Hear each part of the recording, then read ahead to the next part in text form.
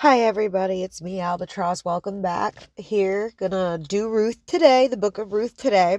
It's a very short book, very short. Not exactly a simple story, but it's a short story nonetheless. And that will clear us all up for tomorrow, Easter Sunday, to either begin in 1 Samuel or perhaps maybe do a New Testament book. I don't know. I haven't made up my mind yet. But I wanted to get Ruth out of the way today. So let's begin with Ruth. I would also like to add a disclaimer here, right here at the beginning. This is not for, this is not going to be, this is never your typical Bible study or Bible reading. People may get offended, so maybe I should just get that out of the way. All right, let's get started. Ruth chapter 1. Now, in the story of Ruth, we are still in the time before there were like actual kings in Israel. This was still when there was like judges or whatnot. This was still around that time. And during that time, they were living in Canaan, but there was a famine. So a lot of them, I had to travel a lot because of these said famine. There seem to be a lot of famines in this area, but anyways. Now, Ruth, her story begins in Moab, actually. It's her husband that's Israeli. Her husband and her husband's family. Her mother-in-law, Naomi, also Israeli. But now they were in Moab because of the famine back in Israel.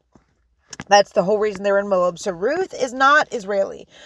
Ruth is a Moabite. I know, shocking, right? Considering that they've killed many, many people thus far in Israel just simply for marrying someone who is of the Moabite race. So kind of odd, not gonna lie. I didn't say it wasn't odd, but Ruth is in here and they talk about her as if she's holy.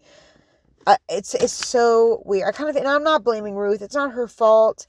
This whole story is just weird and discomforting.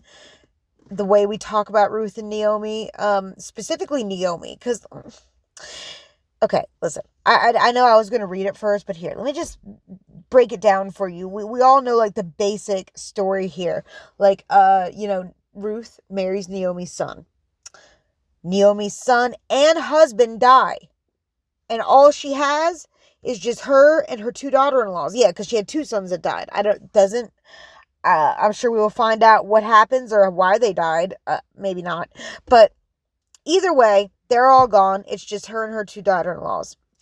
So she's nothing. She's nothing. She's absolutely nothing. She's going to have to go back home to Israel and beg help from her husband's family. Is what she's going to have to do. Because that was just the way for the women, back then. It's not like she could go back home to her family. By that point, she's like an old lady. You know what I mean? She's got to go to her husband's family and beg for help. And she basically tells her daughter-in-laws, they're so young and everything, to try to see if they still had a chance to go back to their families because they were so young. They haven't had children yet. They could just get remarried or whatnot. And Ruth's sister-in-law does go back home. Ruth chooses to stay with Naomi.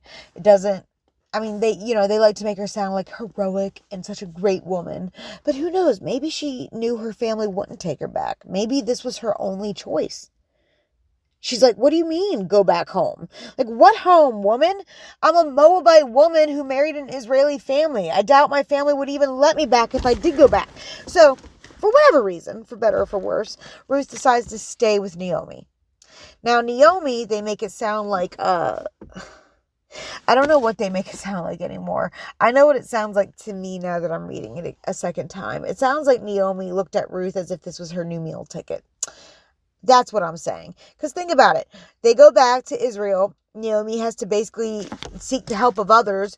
She sends poor Ruth out into a man's field to basically gather scraps of grain where she could easily get raped by one of these men back then. She didn't care. Naomi didn't care. She needed her food.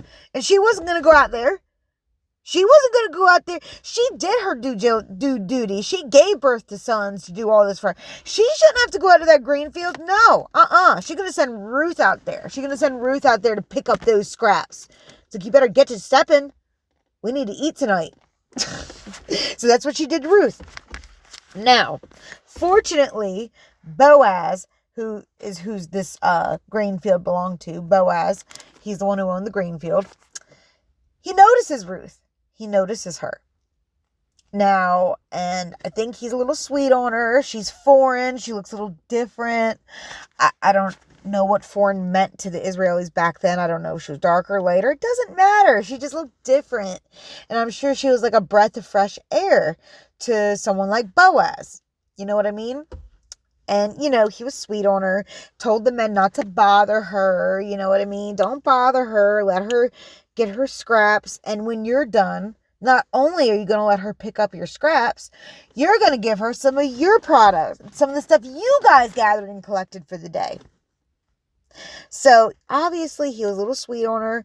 Ruth goes home to Naomi. Naomi sees all the food Ruth has, and light bulb.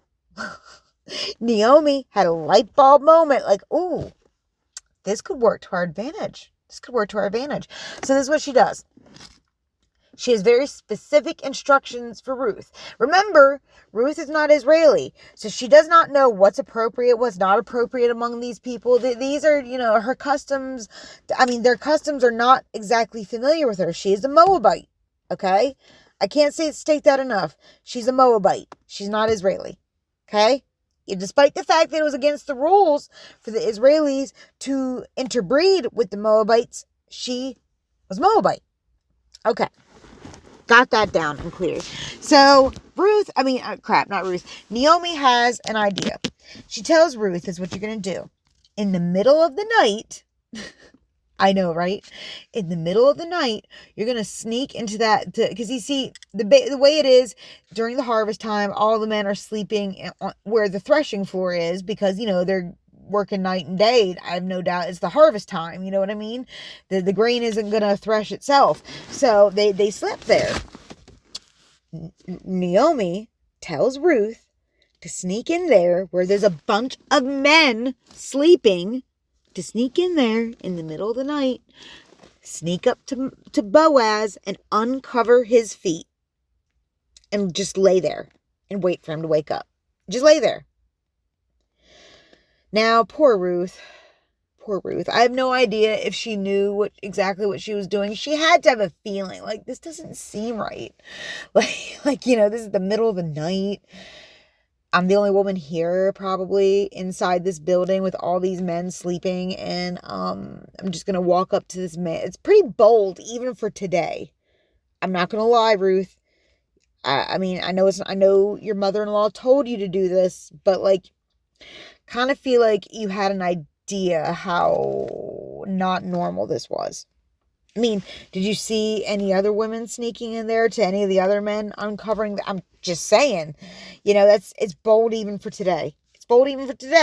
Ask yourselves, if your mother-in-law told you to go to this strange man who you barely knew, who showed kindness to you earlier that day, and to sneak up to him while he's sleeping and uncover his feet, that has a lot of implications. I'm sorry. It does. And it's weird. I know a lot of preachers and whatnot will try to make light of this situation. Try to sound like Ruth wasn't, or Naomi wasn't. She was... What is a good comparison? Let me think for a minute. What is a good comparison to a situation like this? Imagine if you were going to different dumpsters, right? Around to different stores. And I'm not trying to be condescending. I'm really not, but this is just the way it was back then. Ruth was essentially a dumpster diver. She was picking up the trash they didn't bother picking up. And the guy who owns the store comes out and sees this woman dumpster diving, and he decides to show pity on her and kindness. He lets her dumpster dive, and not only does he let her dumpster dive, he even goes into the store, takes good product off the shelf to give to her to take home to her family, right? Listen, this is the best comparison I can think of. So that girl goes home to the only family she has, the mother-in-law, to all this dumpster trash food, and not only dumpster trash food, but good food. Then that mother-in-law tells her to go back to that man's home, uncover his feet, and just lay there. And just lay there and see what happens. See what he does. Naomi knew what she was doing. She knew what she was doing. She knew their customs. She knew this guy. This was her family, or her husband's family at least. She probably knew just by how much food Ruth came home with that he sent her home with extra. And, she had an idea. She knew that he was sweet on Ruth. And listen, it wasn't like he was like a young man. Because, listen, let me find the verse. Because it makes it clear that he's like an older man compared to Ruth's age. Hold on, let me find the verse. In fact, let me just read this whole passage here because it's just great. It's just great. Ruth chapter 3. One day, Ruth's mother-in-law, Naomi, said to her, "My daughter, I must find a home for you, where you will be well provided for." Look, she even admits it. She even admits what she's doing. Where you'll be well provided for. Now, Boaz, with whose women you've worked with before, is a relative of ours. Tonight, he will be winnowing barley on the threshing floor. Wash, put on your perfume, and get dressed in your best clothes. Then go down to the threshing floor, but don't let him know you are there until he has finished eating and drinking. When he lies down, note the place where he is lying. Then go and uncover his feet and lie down. He will tell you what to do. Oh my God. She's even basically just telling Ruth, and just do what he tells you to do. He'll tell you what to do. That is so creepy and weird. That's creepy and weird. But Ruth doesn't really have a choice. Poor Ruth has no choice. She just is like, I'll do whatever you say. She really must not have had family to go to. Surely, anything would have been better than this. But anyway, okay. Let me get back to it. Okay. And Ruth did everything her mother-in-law told her to do. When Boaz had finished eating and drinking and was in good spirits, he went over to lie down at the far end of the grain pile. Ruth approached quietly, uncovered his feet, and lay down. In the middle of the night, something startled him, probably his cold-ass feet, and he turned, and there was a woman lying at his feet. "Who are you?" he asked. "I am your servant Ruth," she said. "Spread the corner of your garment over me, since you are a guardian redeemer of our family."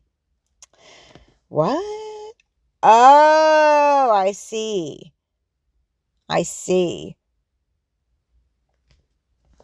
So not only was she just going to lie there and do what he told, she was supposed to say, "Let me get under the covers with you." And you're telling me that cannot just be like a normal custom. This sounds super manipulative of Naomi. It sounds super manipulative. Because keep in mind, he's probably thinking that she has a thing for him, right? What he doesn't know is that her mother-in-law is telling her what to do. But anyways, let me continue reading. Verse 10. "The Lord bless you, my daughter," he replied. "This kindness is greater than that which you showed earlier. You have not run after the younger men, whether rich or..." Oh my God, because he is an old man. "And now, my daughter, don't be afraid. I will do for you all you ask. All the people of my town know that you are a woman of noble character." Until this moment. This kind of seems like a very compromising moment for her and for Naomi. But Naomi knew what she was doing. She knew it would do them, neither one of them, any bit of good for Ruth to actually find a young man her age that was age appropriate. No. Wouldn't have done them neither bit of good, because it was Boaz who owned the field. It was Boaz who owned it all.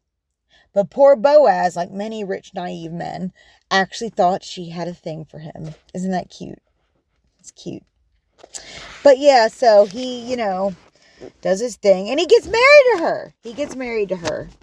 And her and Naomi end up becoming set for life. Ain't that something? But keep in mind that her great-grandson is David, King David. So David is part Moabite, part Israeli. Even though they weren't supposed to interbreed with no Moabites, they're supposed to keep their bloodlines clean of any of that nonsense. But they didn't, obviously, because Ruth, like I said, is a Moabite. She's a Moabite. You can't change that. And you can't change the fact that Yahweh has already committed many murders on account of people marrying Moabite women. And there will be more murders committed because of this. But Ruth is somehow an exception? Why is she an exception? Why are her and Naomi an exception? Why? I'd like to know. Why is that an exception? It shouldn't be an exception. But anyways, poor Ruth. Justice for Ruth. Naomi, that was like, I don't know, like I said, like, what do you all think? Even modern day, that would be very inappropriate, right? You wouldn't just, like, go lie down at the feet of a man like that. Like, right? Like, no, it's just very inappropriate to me. Like, Naomi knew what she was doing for sure. But anyways, I'll be back tomorrow for Easter Sunday. I hope you all have a good day. Take care.